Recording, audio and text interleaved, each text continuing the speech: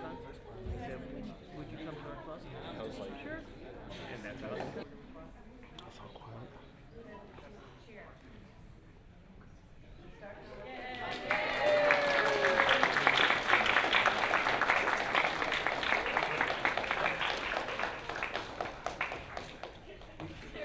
Everybody, what a good group. Galloway, most of y'all know me, but I'm the founder and chairman of the Blythewood High School Teenage Republicans Club. And today I'm very proud to introduce someone who has dedicated her life to serving the people of South Carolina. Governor Nikki Haley was born in Bamberg, South Carolina, as the daughter of Indian immigrants and began to work at her family clothing store at the age of 13. She went on to Clemson University, go Tigers, with a degree in accounting. In 2004, she was elected by the people of Lexington County to serve in the State House. In 2010, she became the first woman and the first Indian American to serve as governor of South Carolina. She was reelected in 2014 with the largest margin of victory in 24 years. Well, let's give Governor Haley a big Blythewood welcome. Thanks, Will. Thank you so much. Well, first of all, we're thrilled to be here. You know, I talked to Will, it's been a few months back now, and he told me that he was trying to start this club, and I think it's so important. You know, I will tell you that I grew up in a very small town. If any of you know Bamberg, it was 2,500 people, 2 stoplights. You couldn't think about doing something wrong with somebody already telling your mom. It was that kind of town.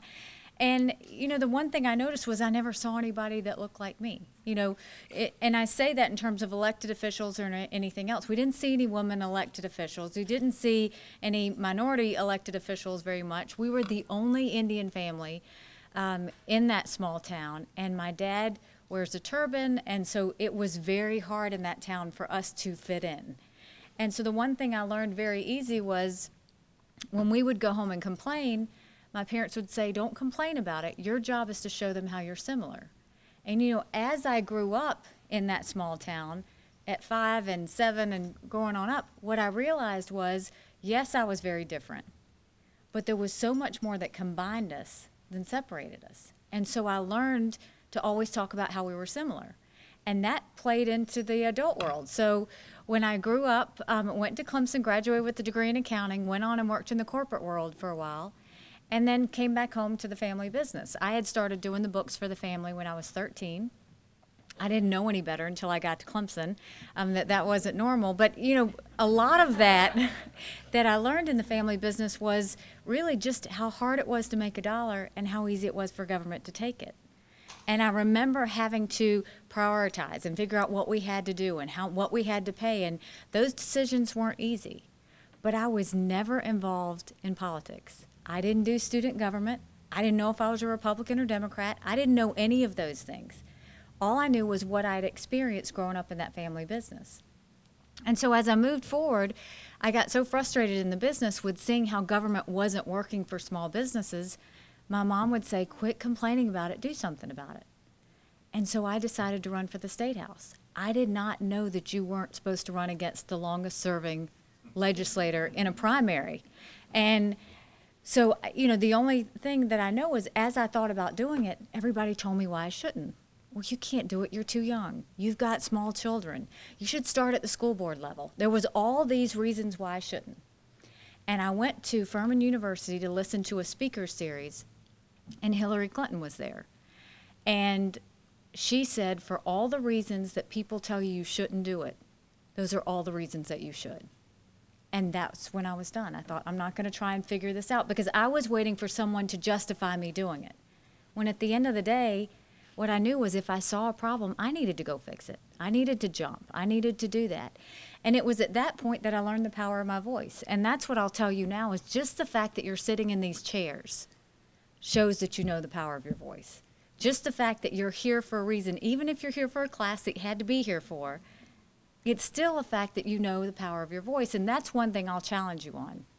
Now, you know, as we went forward, we won. You know, once I got into the race, I realized how ridiculous it was that I had gotten into it. He was related to half the district, but the only option was to win.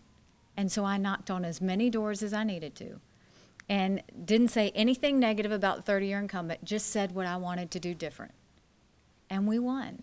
And so once I got to the State House, I noticed that Life was interesting there. There were a whole lot of lawyers. There weren't a lot of business people there. But I got real involved into it. And after a couple of years, one of the things I noticed was legislators never voted on the record. Everything was voice vote. All in favor, say aye. All opposed, nay. The ayes have it. And that's how things passed. Well, that was fine until finally I started to see some red flags of things passing. But it all came to a head when there was a bill that would give legislators pay raises. All in favor, say aye. Everybody said aye. All opposed, silence. The ayes had it. But to this day, you could not find one legislator that said they voted themselves a pay raise. And I got really upset because I went to my Republicans and I said, what are we doing? This is exactly why people don't trust us, is because we're not showing them exactly what we did. So the next day I filed a bill that said anything important enough to be debated on the floor of the House or the Senate is important enough for you to know how your legislators voted. And my leadership said, put the bill away. We don't need to have it. We will decide what the public needs to see and what they don't. Now think about that. So I went home that night and I talked to my husband and I said, if I can't even get legislators to vote on the record, what am I doing here? I'm not going to even get anything done. And he said, then fight. So I went across the state and talked to as many groups as I could and said, did you know of all the bills passed in the House, only 8% were voted on the record? Did you know of all the bills passed in the Senate, only 1% was voted on the record? So I told everybody, if you didn't know how your House member voted 92% of the time, if you didn't know how your senator voted 99% of the time, how do you know who to vote for when you go to the polls? And the people of South Carolina were shocked. They had no idea that that's what had been happening all these years. But to put it into perspective, the more I got out there and spoke, the more leadership got upset. My first year in office, I was chairman of the freshman class. My second year, I was named majority whip. My third year, I was put on a powerful business committee. And my fourth year, I was subcommittee chair of banking. The year that I wouldn't put the bill away, the year that I fought to get legislators to have to show their votes on the record, they stripped me of everything. I was completely blackballed. I could take the well, and no one would listen. They would all keep talking. I could ask for a vote, and I couldn't get it. I could not move any policy on the floor of the House at all. So I ran for governor. You know, and you look at that, and you say, I could have given up then. But if you know you're fighting for something, and you know you're fighting for the right thing, even when it hurts, at the end of the day, you can sleep at night because you knew you fought for something that mattered. And I will tell you, that governor's race was not an easy one. It was a lieutenant governor, it was a congressman, it was an attorney general, and it was a state senator. And then there was me, Nikki who. Nobody knew who I was. I was a little House member from Lexington County. But the beauty of it is, after I won, within the first couple of months, we passed legislation that now every legislator has to show their votes on every piece of legislation and on every section of the budget. So now everybody in South Carolina can hold their legislators accountable. That's the way it's supposed to be. So now when you vote, you're going to know who you're voting for. You're going to know that you voted for the right person based on what they do when they represent you. They work for you. And so I tell you that because none of that was easy. You know, from running for the House seat first to fighting that fight in the House to running for governor, but it was always using the power of my voice. And I always knew it was something bigger than me. And every one of you has that in you. You are all meant for greatness. But you've got to figure out what that is. And it's whatever drives you. It's whatever pushes you. But when you push through the fear, that's the definition of leadership. That's leadership, is because we all have a decision to make. And sometimes it's just school issues, and sometimes it's issues at home, and sometimes it's trying to fight for something that you think is wrong that should be right. But when you feel that fear, and we've all been there, you can either kind of pull away and just kind of let it happen, or you can step forward and fight.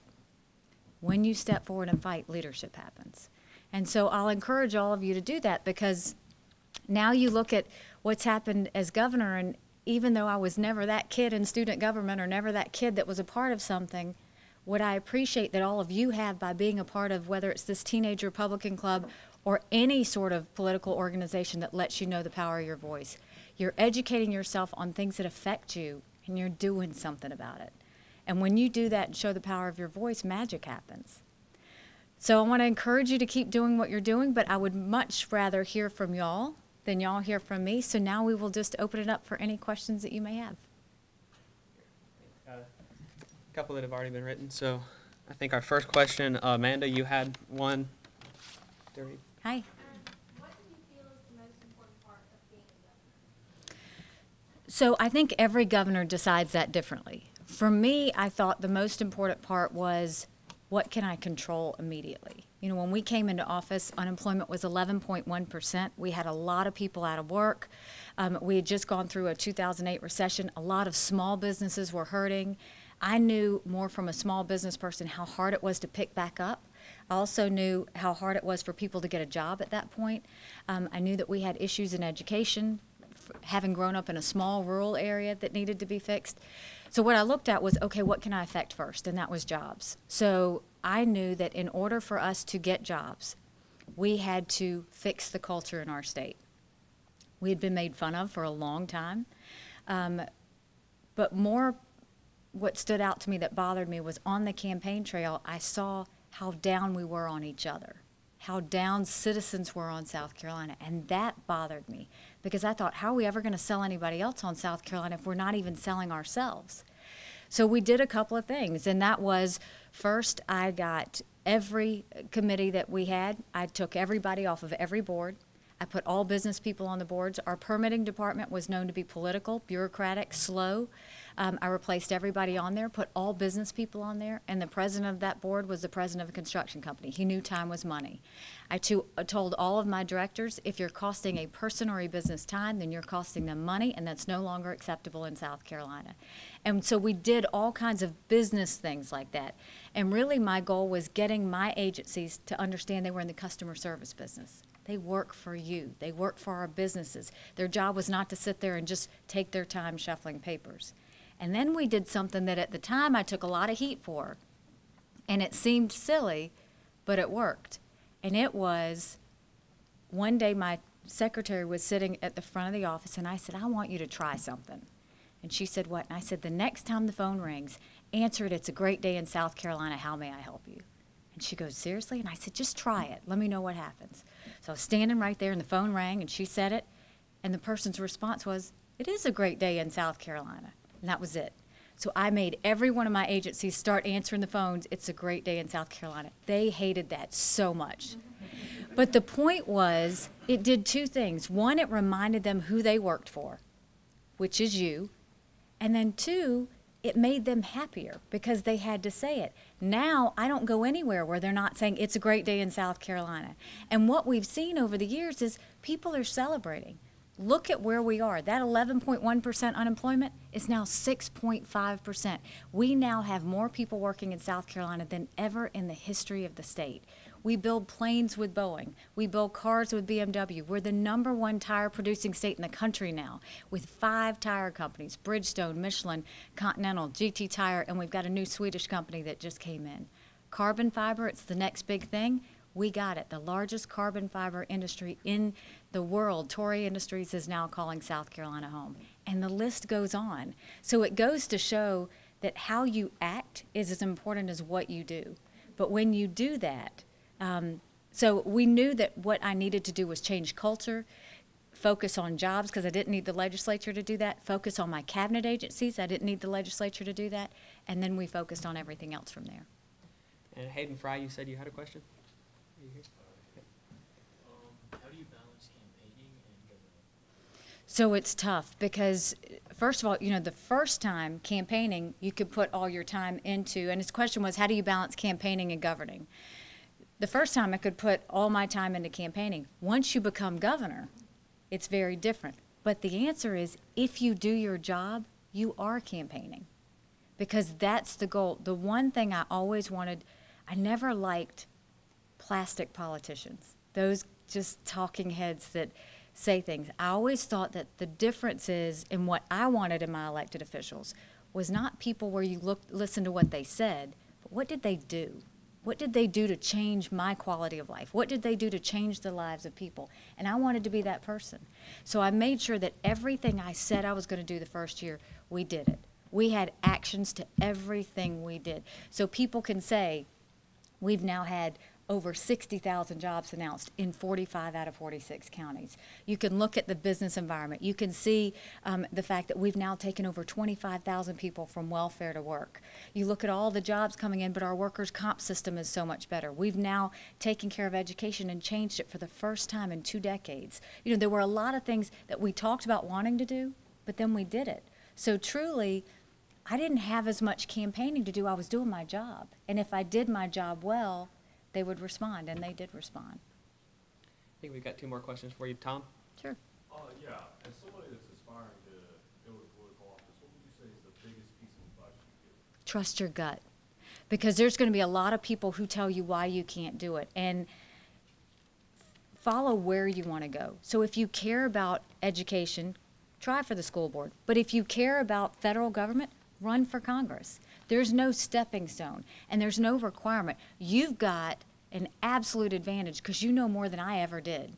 Just being in this room and going through those things. But understand that the only qualification to running for office is that you have to communicate what you think and be true to yourself. And that doesn't mean pleasing everybody. You know, a lot of politicians think you have to please everybody to do it.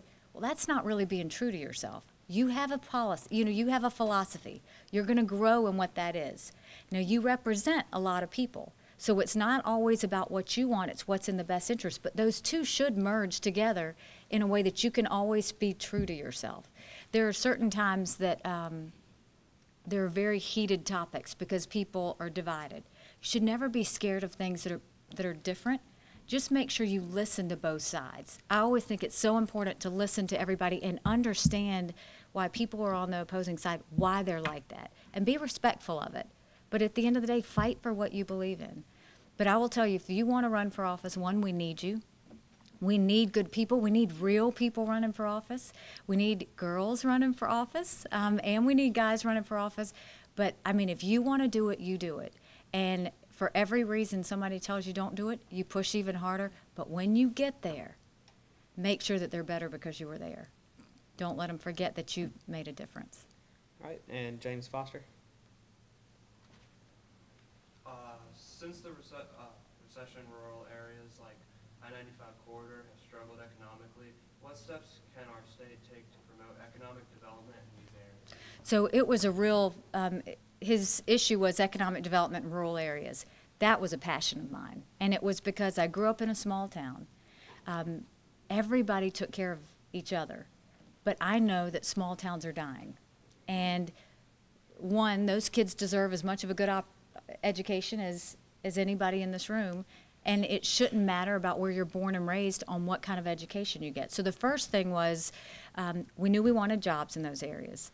So with my commerce department, my economic development team, one of the things that project managers do is they get bonuses for projects that they bring to the state.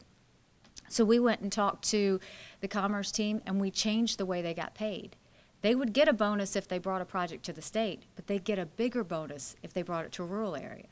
So all of a sudden, instead of them always talking about Greenville and Charleston, they suddenly now are talking about Bamberg and Dillon and Florence and all of these other smaller areas that weren't getting a lot of things.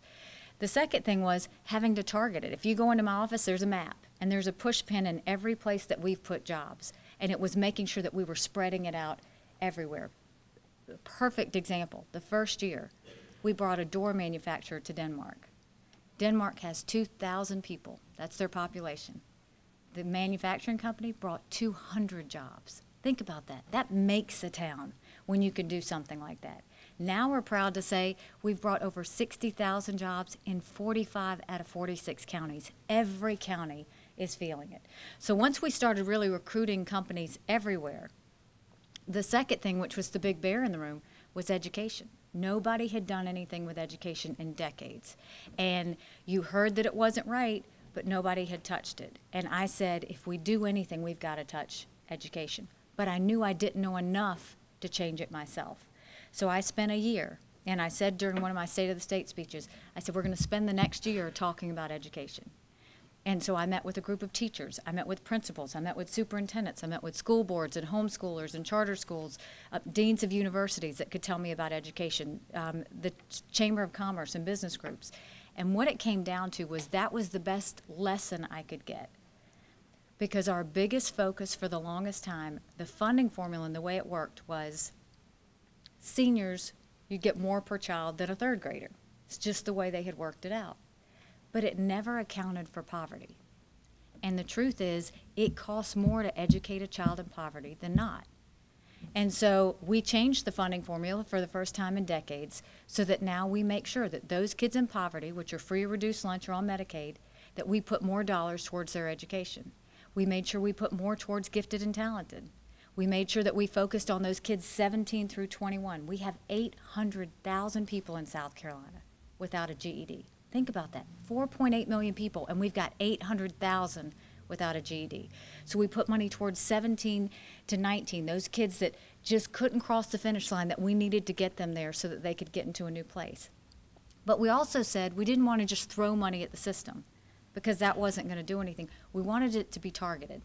So what we said was the first thing was we had to make sure that our kids could read, and we had to make sure they could read by the third grade. And so we passed a bill that said no child can pass the third grade if they can't read. But we also assisted the teachers by putting reading coaches in every single elementary school so that they could go and assist the teachers and help them with those kids that just weren't having progress on that front. And then we put technology.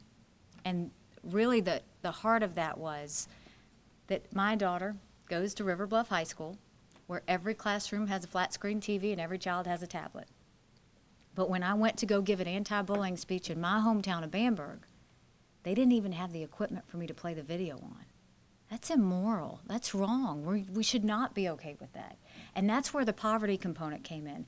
But we put in technology money for every school district so that if we did it for 3 years, every school will have the same technology no matter where that child is born and raised. And that's what it came down to, was how do we make sure every child, regardless of where they're born and raised, gets the same education.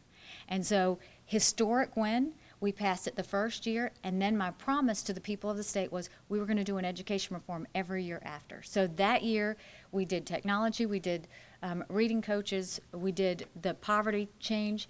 The second year, which is this year, we're pushing to give incentives for teachers to teach in rural schools. Now, if you are in college, we will actually pay for your college education if you promise to teach 5 years in a rural district. If you've already passed college, we will go back and take care of your student loans if you will put that time in a rural school district. We went a step further and said if you are already in a school district like this one, we will go and pay for your master's if you will go into a school district. And then we put mentoring with it so that those teachers that do go teach in rural school districts, they've got mentors to help them do that. So now we can get the good teachers into those districts as well. We doubled down on technology money, did it for year 2. We did the same thing for, and then one of the things that I found out from teachers that I had no idea, I thought if you went to school to become a teacher, and y'all will appreciate this, the teachers, I thought you knew everything you ever needed to know about teaching. I had no idea the importance of professional development, that as kids change, teachers need to change. And so we started putting money in for professional development so that teachers can start learning the things they want to learn. So between the jobs in the rural areas and changing education in rural areas, now we're getting to this year, going into next year, you're going to see us do workforce training. So we're no longer going to have unemployment offices. Now we're having opportunity centers. Instead of somebody going to an unemployment or an employment fair where there's all these companies and they have to go booth to booth and try and get a job, now you're going to walk into an opportunity center. We're going to find out where you are. We're going to send you down a hall. And that hall is either going to be a GED, but wherever that hall ends, and it's going to be some sort of training, wherever that hall ends, you're walking out with a job. Not a certificate. You're walking out with a job. And we will pay for it on the front end. And when you get the job, and you will, you'll pay us back on the back end. And the reason we're doing that is because we had so many people who couldn't afford the training. So now we're going to focus on the fact that everybody that walks into an opportunity center is going to get a job. And we're doing it for those even challenged. In one of my prisons, we've just opened our first unemployment office. And they are now, when they leave the fence, going to have a job when they leave. We're going to train them, we're going to get them the job, we're going to get them out so that they can automatically become beneficial. So the goal is always trying to help those underserved or challenged areas to do for themselves. And I think that's what we've tried to do. And Governor, we've got a couple gifts for you. Okay. Everything here has been made by students at Blythewood High School, and this one is from our special education department. Thank you. And this one's from a couple of our other classes. Nice. And now, as you all know, what you really wanted to get was your very own Teenage Republicans That's t-shirt. exactly right. I will cherish it. Thank you very much. I appreciate it. Thank you. And I think now we can open up for some pictures. And I'd like to get everyone who's in the Teenage Republicans Club to come up and get a picture. Good.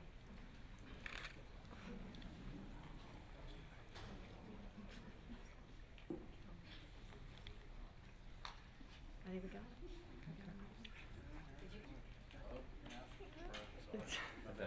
You're not done. I'm afraid to move now. A lot of lenses involved.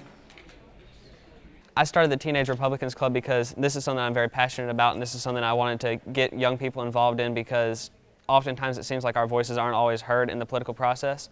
And so we wanted to have Governor Haley here talk to us, encourage us, and we're very appreciative that she came today to come out and talk to us. Last year I was working on her campaign, and she came by to say thank you to all of us, and I asked her if she would be willing to come speak to my club, and she said she would, and so here we are.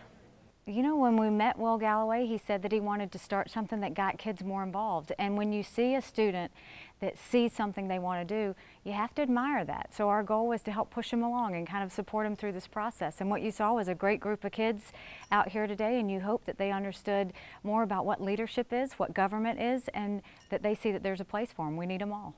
Well, it's really exciting because it's not something that you usually get to do, and it's very encouraging, I think, for the future of our state, seeing all these people stepping up to stand up for what they believe in.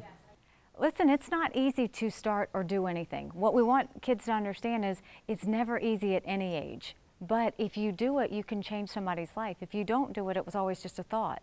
So great things happen when you actually put that into action. And so I think we saw a lot of kids today that hopefully we'll see a lot of action come out of them and see some future leaders going forward. I think that what she was saying was, with her story in the state legislature and fighting for what she believed in, I thought that was very powerful. Well, I think that just getting people, how important it is to have people step up and stand up for what they believe in, because we are the future and we need leaders to step up for the future. I'll be his campaign manager.